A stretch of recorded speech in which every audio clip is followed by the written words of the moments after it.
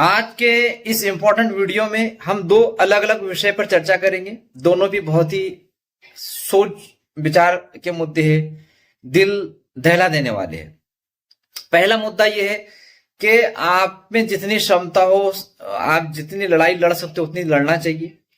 अगर हम किसी दूसरे की मदद ले ले, है ना, एक फोन कॉल कर दे या फिर उसको कोई अधिकारी के पास में लेकर चले जाए, क्या भाई साथ में चल, मैं कागज देता हूं, तो वो इतना बड़ा एहसान जता देता है कि बहुत ही बड़ा। अब जैसे हमारे मौलाना के साथ में जो घटना घटी, उनके भाई के पैर तोड़वा दिए गए और अब वो अपने इंसाफ की हक की लड़ाई लड़ रहे हैं। और लड़ाई कैसे लड़ी जाती, जंग और मोहब्बत में सब कुछ जायज है।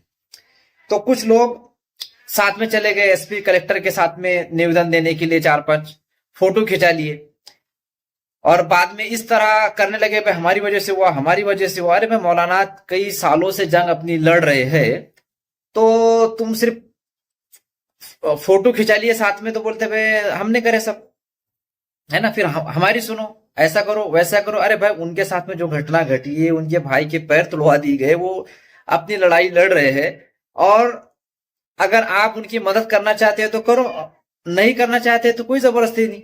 तो अभी फोटो खिंचाने का शौक, इनके दादा कभी एसपी कलेक्टर को मिले नहीं रहेंगे, फोटो खिंचा लिए, लोगों को बता रहे देखो हम कलेक्टर को मिले, एसपी को मिले, और बाद में बोलते हमारा फोटो अखबार में छापो मत। अरे अखबार में छप गया तो हिस्ट्री बन गया, अब तो वो कोई बदल नहीं सकता, वो शेयर होता रहेगा, तो नहीं वो भी शेयर मत करो, है ना। तो इस तरह के कुछ लोग हैं। तो बल में बल अपना बल, मैं हमेशा ये कहते आता हूं कि अपने बल बूते पे अपने से जितनी अपनी क्षमता है उसके हिसाब से लड़ाई लड़ना चाहिए। ऐसे लोगों को अगर साथ में ले लिए जो सिर्फ बाजू में खड़े के फोटो खिंचा लेते, तो फिर वो कैसी मतलब श्रेय लेते कि देखो हमारी वजह से सब कुछ हुआ। अब मौलाना कई सालों से संघर्ष कर रहे, लड़ रहे, अनेक तकरारें, माहिती अधिकार दे चुके, वो उनका एक अपना संघर्ष है। तुम सिर्फ साथ में खड़े रह गए, एसपी कलेक्टर के साथ में फोटो खिंचा लिए उनके मुद्दे में, तो बोलते हैं भाई हमारी सुनो।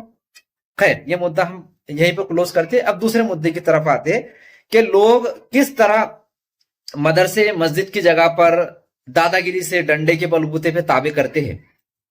और अभी कुछ कोई रहते जैसा गांव के अंदर खूंखार, डॉन, बदमाश, डंडे के बेस पर उसकी चलती है, तो कभी मस्जिद पे तक ताबा, कभी मदरसे पे ताबा, ऐसे होते हैं।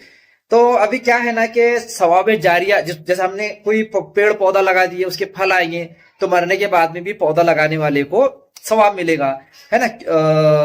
पानी का हमने जो कुआं खोद दिए, तो उससे लोग पानी पीते रहेंगे। एक जैसा सड़क बना दिए, लोग सड़क पे चलते रहेंगे, तो इसको क्या कहते हैं हम, सवाबे जारिया।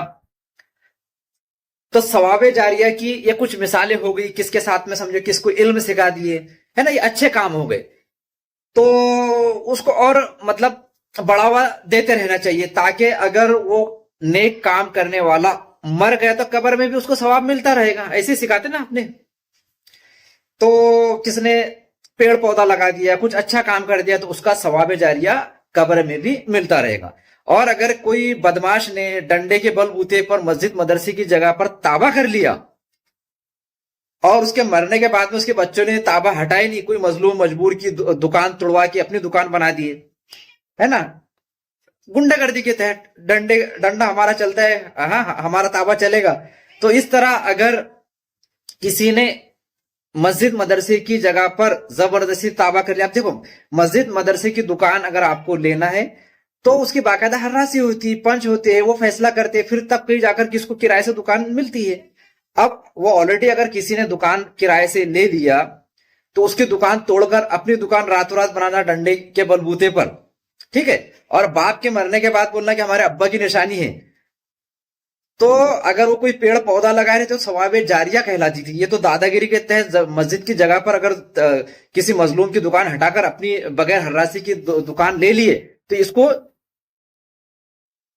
अजाबे जारिया हम बोलेंगे। कब्र में भी अजाब चालू छे डंडे पड़ना, क्योंकि इधर डंडे की बेस पे मस्जिद की जगह पर ताबा करे ना, कब्जा करे, तो उधर फरिश्ता डंडे लगा रहे और बच्चे बोलते हमारे अब्बा की निशानी है, हमारे अब्बा की निशानी है। अरे अब्बा की निशानी कुछ अच्छा काम करके तो अब्बा की निशानी रहती है, हमारे अब्बा के हाथ की है।